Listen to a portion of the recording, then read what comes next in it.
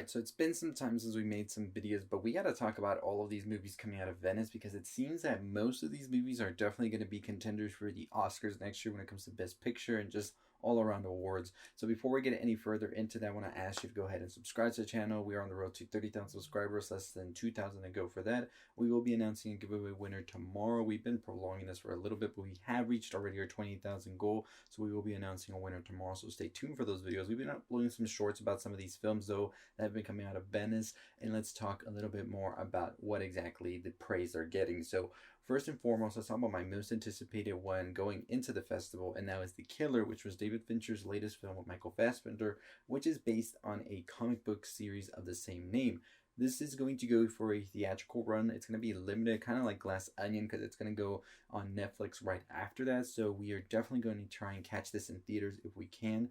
And this is definitely one of the most anticipated movies I've had on my radar for some time, just because it's David Fincher back, and it seems that it's sort of like diverting away from whatever Mank was and more into the Mindhunter 7, because we have Seven Writer on here doing the script, Trent Reznor, Atticus Ross doing the soundtrack. So it's definitely sounding, this has all of the mixes to be a hit. It got a standing ovation at Venice, and we even had David Fincher not knowing how to react to that, which is very on brand. But people are very much so saying it's great. It's very much so back to the Seven roots of it all, where it's this whole thriller that's sort of immersing you into this world that is very dark, it's very grimy, and it's going to have you feeling like I can't trust anybody, according to David Fincher. So that has got some pretty good praise out of Venice Film Festival. The next one on the list is going to be Priscilla, which is directed by Sofia Coppola, which stars Jacob Elordi as well as Kayleigh Spain. And this is based on Priscilla Presley's autobiography,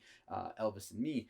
And they are calling this one very good as well. They are saying that the performances are very much so elevated, both from Kayleigh and also Jacob. They're saying the story has a way of sort of transporting you into this very segment of time for Priscilla and getting you into that story and seeing things in a different light than you have ever seen before. And I've not read the book. People do talk about the book, saying it's very much so eye-opening into a different world that what you may have not known about Elvis at certain points, and very much so giving you into this whole story of these two's lives and how they pretty much like everything that happened to them. And I think that it's such an interesting story to tell. And apparently Sofia Coppola, according to Priscilla as well, told the story in a way that's very fair and just very much so the true story and everything how Priscilla perceived it as well. So that film has been getting good praise. It got 7 minutes standing ovation as well. So we're definitely very much so thinking two movies already getting such a high amount of praise. Ferrari was another movie that came out as well, and this one's been more on the mixed side of things. They are sort of saying that Penelope Cruz had such a great performance in this, Adam Driver as well, but they're saying that the story kind of lacks some emotional beats that you'd think should be in there, especially with the context of the story.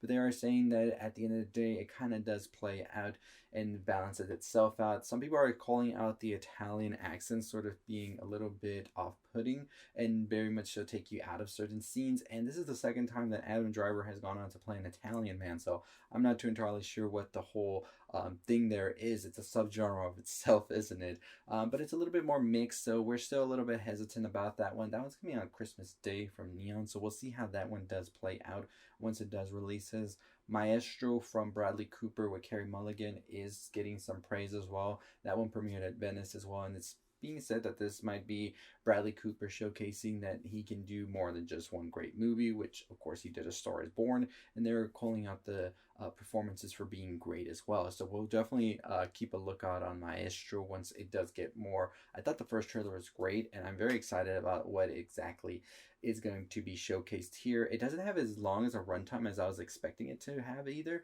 so I'm very much so anticipating what this movie is going to be like once it does release. So definitely excited for that, Maestro.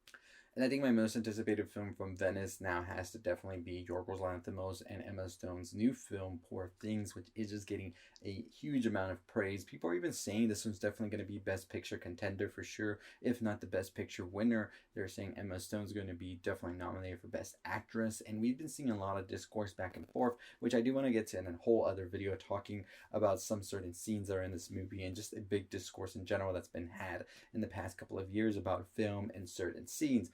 But this film is being said to be very much so hitting all of the notes just right. They're saying that it is outstanding. The storytelling, the visuals, everything involved here is just great. Standing ovation and all of that. So we're definitely excited to see once this film does get its release. But let me know your thoughts and opinions on these films, if you're excited for them or not. Which one are you most anticipating? I definitely do think that Poor Things has shot up to the top of my list, and then it would be The Killer and Priscilla. Those are my three most anticipated out of Venice, and I cannot wait to check them out, and we will be discussing them here as well. So just want to give this quick update out of Venice and let you know that you see the lights turning blue.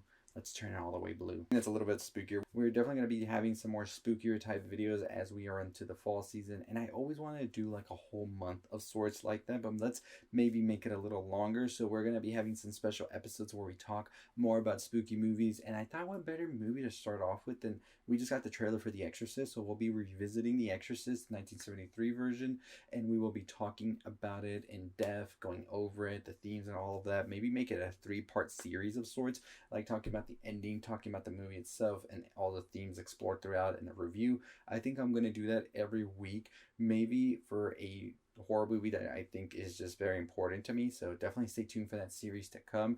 And as always, check us out on our other YouTube channel where we're working on our film. If you want to see into that process, we will be uploading on there pretty soon. So link down below. But as always, that's going to do it for me. Let us know about your thoughts and opinions on the Venice Film Festival and the movies I talked about today. Which one are you most anticipating? And I'll see all of you next time. Stay safe, stay positive.